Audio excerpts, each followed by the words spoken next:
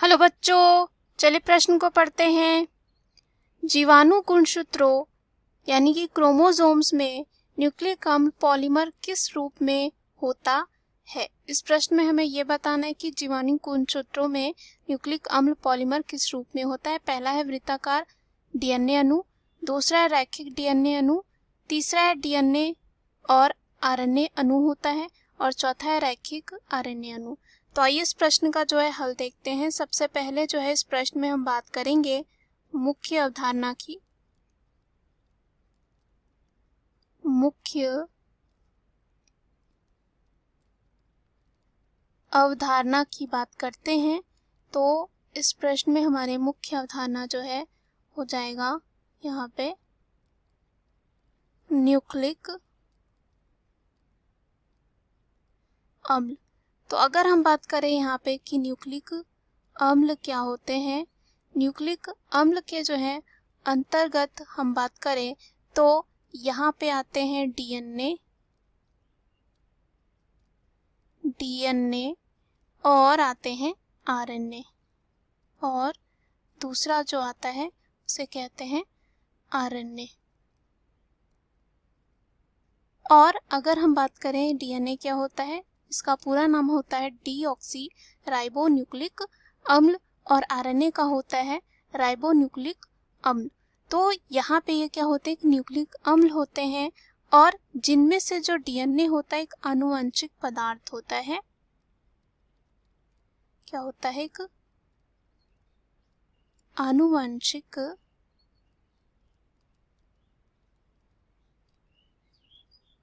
आनुवंशिक क्या होता है, एक पदार्थ होता है। और आरएनए भी जो है आनुवंशिक पदार्थ हो सकता है, जैसे कि विषाणु में जो है डीएनए या आरएनए कोई एक जो है वहाँ पे क्या होता है, आनुवंशिक पदार्थ की तरह कार्य करता है। उसके बाद अगर हम बात करें जो जीवाणु गुणसूत्र होते हैं, तो जीवाणु जो होते हैं वो प्रोकैरियोटिक जो है कोशिका में आते हैं। किस में आते हैं, जो जीवाणु होते हैं वो क्या होते हैं, प्रोकैरियोटिक कोशिका होते हैं। प्रोकैरियोटिक जो है कोशिका में जो है ये आते हैं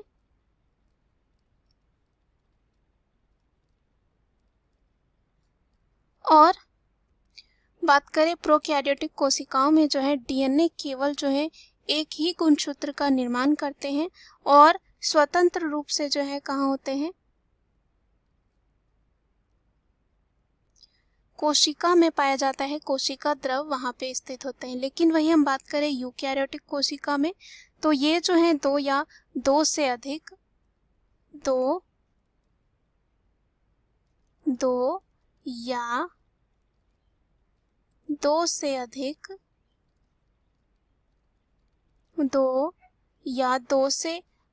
जो है यहाँ पे गुणसूत्र बनाते हैं। कहाँ पे, यूकैरियोटिक कोशिका में। और ये जो है डीएनए कहाँ होंगे, केंद्रक के अंदर स्थित होते हैं। उसके बाद डीएनए में जो है क्या होता है, आनुवंशिक पदार्थ होता है जो क्या करता है, बिना परिवर्तित हुए ही एक पीढ़ी से दूसरे पीढ़ी में जो है स्थानांतरित होता है। इसलिए इसे सामान्य भाषा में जो है आनुवंशिक वाहन भी कहते हैं। उसके बाद अगर हम बात करें कि जीवाणु गुणसूत्रों में न्यूक्लिक अम्ल पॉलीमर किस रूप में होता है, तो वो पाया जाता है वृत्ताकार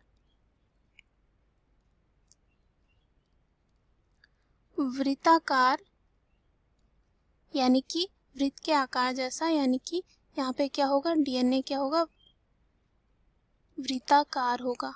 डीएनए क्या होगा, यहाँ पे वृत्ताकार होता है।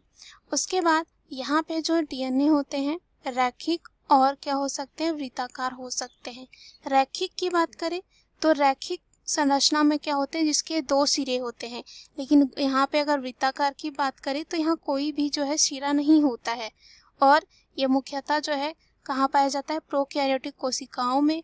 और कह सकते हैं जो माइटोकॉन्ड्रिया होते हैं ये जैसे कोशिकांग होते हैं उनमें पाया जाता है।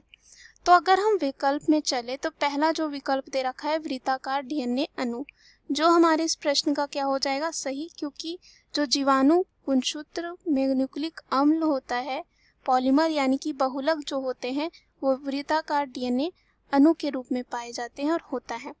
दूसरा दे रखा है रैखिक डीएनए अणु। तो हमने देखा रैखिक डीएनए अणु जो होता है वो या ये पाया जाता है किसमें, यूकैरियोटिक कोशिका में। और ये क्या होता है, जिसके 2 सिरे होते हैं। और ये जो है रैखिक डीएनए जो होते हैं यूकैरियोटिक जीवों के केंद्रक में देखा जाता है और इसका आकार जो है बड़ा होता है। और यहाँ पे ये क्या होता है, जटिल भी होता है। तो दूसरा यहाँ पे क्या हो जाएगा, गलत हो जाएगा। तीसरा है डीएनए और आरएनए अणु। तो यहाँ पे डीएनए और आरएनए अणु दोनों नहीं होते हैं। यहाँ पे वृत्ताकार जो है डीएनए अणु पाया जाता है जीवाणु गुणसूत्रों में न्यूक्लिक अम्ल पॉलीमर के रूप में। उसके बाद दे रखा है अंतिम रैखिक आरएनए अणु। तो यहाँ पे रैखिक आरएनए अणु भी नहीं होगा, यहाँ पे ये भी क्या हो जाएगा, गलत हो जाएगा। और हमने देखा कि जो आरएनए होता है वो भी आनुवंशिक पदार्थ की तरह कार्य करता है, लेकिन विषाणु में होता है। विषाणु में डीएनए या आरएनए दोनों में से कोई एक ही होता है। दिए गए प्रश्न का सही उत्तर है ए। आशा करती हूँ यह उत्तर आपको समझ में आया होगा। धन्यवाद।